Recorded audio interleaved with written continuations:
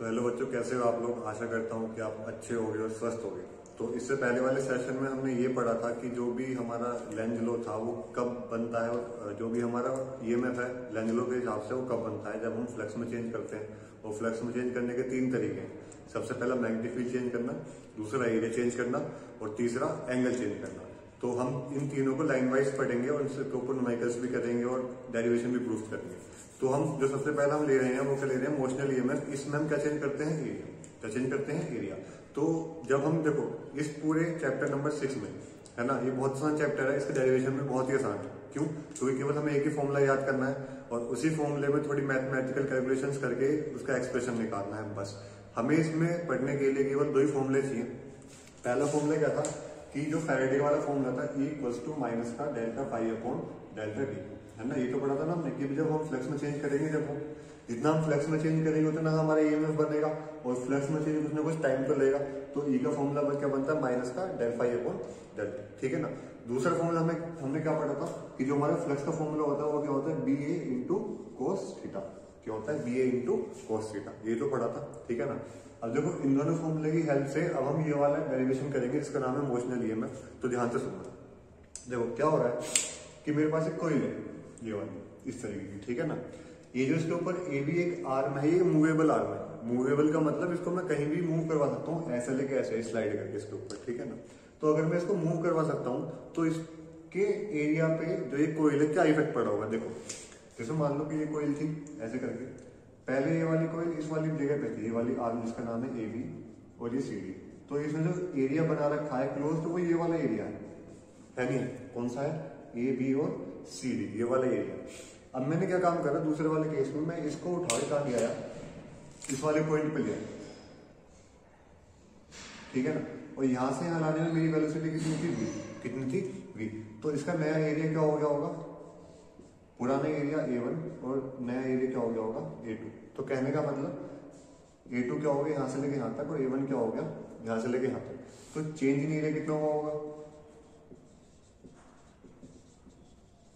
तो change in area क्या होगा हमारा, जो पूरा हमारा A2 था, जब उसमें क्या माइनस कर देंगे A1, तो बाद में हमारा कौन सा वाला चीज बचेगी, बस केवल ये वाली। तो कहने का मतलब हमें इसमें क्या निकालना है, इतना से एरिया, और इतने से एरिया की वजह से क्या बना होगा इसके अंदर, EMF, ठीक है। तो जब हम कभी ये वाली चीज पढ़ते हैं तो हमें ये वाला एरिया निकालना पड़ता है, ठीक है ना। क्या करेंगे, ये वाला एरिया निकालना पड़ेगा। अब वो एरिया कैसा निकलेगा, अब हमें बस वही चीज सीखनी है। तो अगर मुझे पता है कि भाई इसकी लेंथ जो है इस वाली रोड की ये कितनी है, L, और एरिया निकालने के लिए 2 चीज चाहिए होती है, एक होती है लेंथ और एक होती है विड्थ, ठीक है, जिसको ब्रेथ भी बोलते हैं।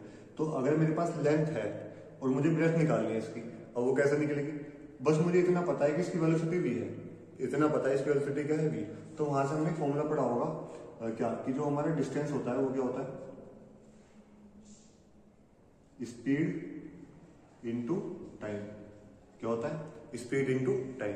तो इसकी स्पीड कितनी है, इसकी स्पीड है V, और हम टाइम कितना मान लें, कितना टाइम ले रहा है, डेल्टा टी। कितना टाइम ले रहा है, डेल्टा टी। तो डेल्टा टी बाद A कहां पहुंच जाएगा, A' पे, ऐसे B कहां पहुंच जाएगा, B' पे। तो कहने का मतलब ये एक नया एरिया घेर लेगा, ये भी नया एरिया घेर लेगा, और इसका पुराने वाला एरिया क्या था, इतना सा था। तो चेंज इन एरिया कितना आया होगा, ये वाला। मतलब यहाँ से लेके यहाँ तक की विड्थ, यहाँ से यहाँ तक की विड्थ इंटू लेंथ, और यहाँ से यहाँ तक की विड्थ इंटू लेंथ। लेकिन ना तो हमें ये वाली पता, तो हम इस वाले केस में क्या करेंगे, मुझे पता है कि भाई यहाँ से लेके यहाँ तक की लेंथ तो L है। अगर मैं इतने और विड्थ निकाल दूं इसकी, तो मैं चेंज इन एरिया निकाल दूंगा डायरेक्ट। क्या निकाल दूंगा, चेंज इन एरिया। देखो कैसे, लेंथ है, जो भी डिस्टेंस निकलेगी यहाँ से लेकर यहाँ तक, वो क्या होगी, स्पीड इनटू टाइम। क्या होगी, स्पीड इनटू टाइम। इसकी स्पीड कितनी थी, V। इसने टाइम कितना लिया, मैंने क्या माना, इसका टाइम कितना है, डेल्टा टी। तो ये वाली इसकी जो विड्थ थी वो कितनी निकल गई, V इंटू डेल्टा टी। इसकी विड्थ निकल गई, लेंथ इसकी क्या है, L। तो चेंज इन एरिया कितना हुआ होगा, चेंज इन एरिया, तो वो कितना आया होगा हमारा, डेल्टा A कितना होगा, V delta T into L। ये तो आया होगा भाई। हमारे पास V वेलोसिटी थी, टाइम कितना था, डेल्टा T, ये क्या थी इसकी विड्थ, बाकी बचा हुआ क्या था, लेंथ। तो एरिया का फॉर्मूला क्या होता है, लेंथ इंटू विड्थ। तो हमने क्या निकाल लिया, चेंज इन एरिया। कहने का मतलब इतने वाला जो चेंज हुआ है एरिया, इसका इसकी वैल्यू क्या है, बस हमें इतना ही तो चाहिए था। अब देखो जैसे क्या है, मैंने चेंज इन एरिया निकाल दिया, बस इसमें जो सीखने वाली चीज थी वो ये वाली थी, इसकी विड्थ कैसे निकली वो मैं दोबारा बता रहा हूँ। देखो इसकी वेलोसिटी कितनी है v, कितनी वेलोसिटी मूव कर रहा है v, इसका टाइम कितना है डेल्टा t, तो इसकी ये वाली लेंथ कितनी निकलेगी v इंटू डेल्टा t। इसकी रोड की लेंथ मैंने कितनी मान रखी है l, तो इसका ये वाला एरिया कितना होगा l into V into delta T. ठीक है, तो इसका विड्थ क्या होगी v इंटू डेल्टा टी और इसकी लेंथ क्या होगी l, तो मैंने क्या निकाल दिया इसमें चेंज इन एरिया। ठीक है, इतना समझ में आया। अब हम क्या निकालेंगे इसमें ईएमएफ निकालेंगे, क्या निकालेंगे ईएमएफ। अब हम अपने कोर कंसेप्ट पाते हैं। हमने क्या पढ़ा था, जब कभी हम फ्लक्स चेंज करते हैं वो फ्लक्स में चेंज करने के 3 तरीके होते हैं। कौन कौन सा, मैग्नेटिक फील्ड, एरिया और थीटा। इस वाले केस में क्या चेंज कर रहा हूँ एरिया। अगर मैं एरिया में चेंज कर रहा हूँ तो पक्का फ्लक्स भी चेंज हो रहा होगा नहीं होगा। अगर फ्लक्स में चेंज करूंगा तो पक्का क्या बनेगा वहां ईएमएफ, जो कि हमें यहाँ पे बनाने हैं। ठीक है ना, तो अब हम क्या करेंगे इसमें,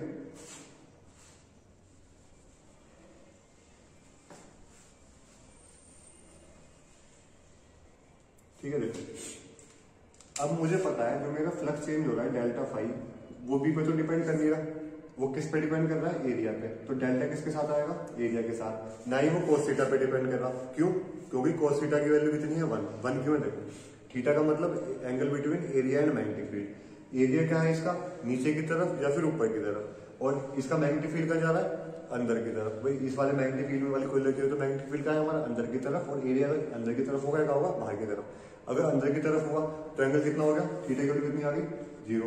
अगर बाहर की तरफ होगा थीटा कितनी आ गई 180। तो cos 0 इक्वल्स टू cos 180 जो कितना होता है 1 या फिर -1, क्या होता है 1 या फिर -1। तो ये कितना हो गया -1 और ये क्या हो गया 1। ठीक है ना, पर हम अपनी सिंप्लिसिटी के हिसाब से cos की वैल्यू क्या मानते हैं 0, क्या मानते हैं 0। ठीक है ना, तो हम पहले वाले केस में क्या मानेंगे cos क्या है हमारा 0। ठीक है ना, तो यहाँ पे cos की वैल्यू क्या हो गई हमारी 0, तो ये क्या आ गया 1। सही है, अब हमने फाइनल निकाल लिया। अब मुझे एक बात और पता है क्या, कि जो अगर मुझे फ्लक्स से ईएमएफ बनाना होता तो मैं फैराडे के लॉ का इस्तेमाल करता हूँ, जिसकी वैल्यू क्या थी E इक्वल्स टू माइनस का delta phi upon delta t, equals to minus का delta phi upon delta T. ठीक है, तो डेल्टा फाई की वैल्यू क्या है B इंटू डेल्टा ए, और इसकी वैल्यू क्या है अपॉन डेल्टा टी। ठीक है ना, तो B तो B रहेगा क्योंकि वो चेंज नहीं हो रहा है, पर एरिया चेंज हो रहा है। कितना चेंज हुआ एरिया, जो भी हमने निकाला V into delta T into L, ये जो निकाला, और हमारे कितने टाइम में चेंज हुआ डेल्टा टी, ये तो हुआ। तो इस डेल्टा टी से वाला डेल्टा टी कट गया। अब हमारे फॉर्मूले ये माइनस, यहाँ पे माइनस है यहाँ पे माइनस। ठीक है, तो क्या बचा हमारा माइनस के बी एल वी, क्या बचा माइनस के बी एल वी। तो कहने का मतलब हमारा ईएमएफ कितना निकला माइनस के बी एल वी।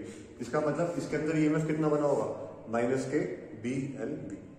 ठीक है, कितना ईएमएफ बना होगा माइनस के बी एल वी। ठीक है ना, तो अगर आपसे पूछे कि हमारे पास एक रोड है और उस रोड को मैं लगातार किसी मैग्नेटिक फील्ड में खींचता जा रहा हूँ, तो उसके अंदर कितना ईएमएफ बनेगा, तो उस ईएमएफ की वैल्यू क्या होगी माइनस के बी एल वी। ठीक है ना, अब हमने ईएमएफ तो बना लिया, जिसकी वैल्यू क्या आ गई माइनस के बी एल वी। ये डेरिवेशन शायद पेपर में आ सकता है सिंपल सा, इसका एक न्यूमेरिकल भी दे सकते हैं कि मैग्नेटिक फील्ड में लेंथ कितनी है, वेलोसिटी कितनी है, तो पता ईएमएफ कितने हैं। हम न्यूमेरिकल करेंगे जब हमारे वाला चैप्टर पूरा हो जाएगा जब। ठीक है, तो अब हमने ईएमएफ निकाल दिया।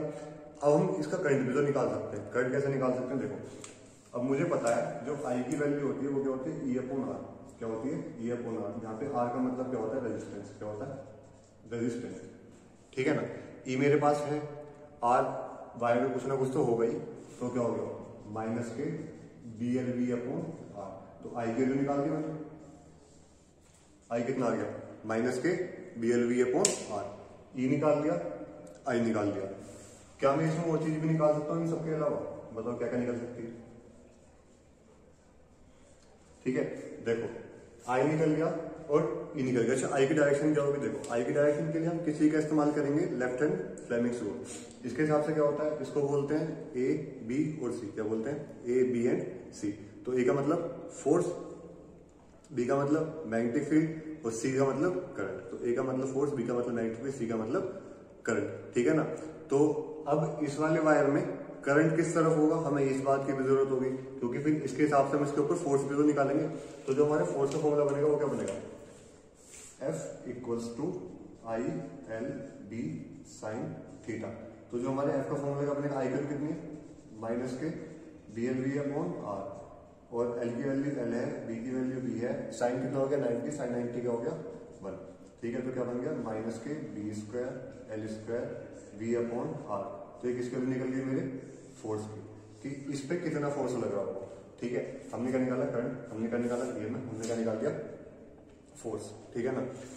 अब क्या और चीज निकल सकती है इसमें, बिल्कुल निकल सकती है, इसकी पावर भी तो निकल सकती है, इसमें कितनी पावर है। तो इसकी पावर का फॉर्मूला क्या होगा, पावर का फॉर्मूला होता है E इंटू आई।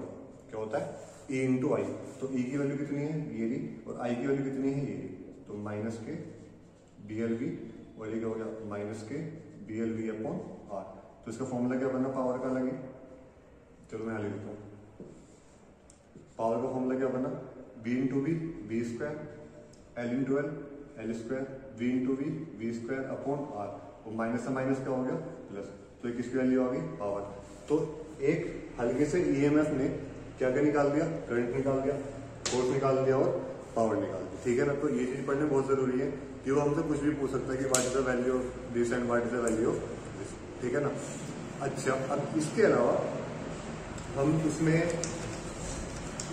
और क्या चीज पढ़ सकते हैं, जैसे कि पावर पढ़ लिया, वर्डन भी पढ़ सकते हैं, work done equal to force into displacement, ठीक है ना। पर वो आपके मतलब की बात है नहीं है, हमें बस यहाँ पे क्या पढ़ना पड़ेगा कि हम ईएमएफ कैसे निकाल सकते हैं, हम करंट कैसे निकाल सकते हैं, हम फोर्स कैसे निकाल सकते हैं, पावर कैसे निकाल सकते हैं। क्योंकि आपकी एनसीईआरटी का एग्जाम्पल नंबर 6.8 सारे का सारे इसी पे बेस्ड है कि हमने कितनी पावर निकाली, हमने कितनी पावर की वैल्यू क्या है, फोर्स की वैल्यू क्या है, ईएमएफ की वैल्यू क्या है, फ्लक्स की वैल्यू क्या है। फ्लक्स की कम पूछता है वो, लेकिन ईएमएफ की फोर्स से पावर की ज्यादा पूछ लेता है, ठीक है ना। तो अभी के लिए इतना ही, थैंक यू।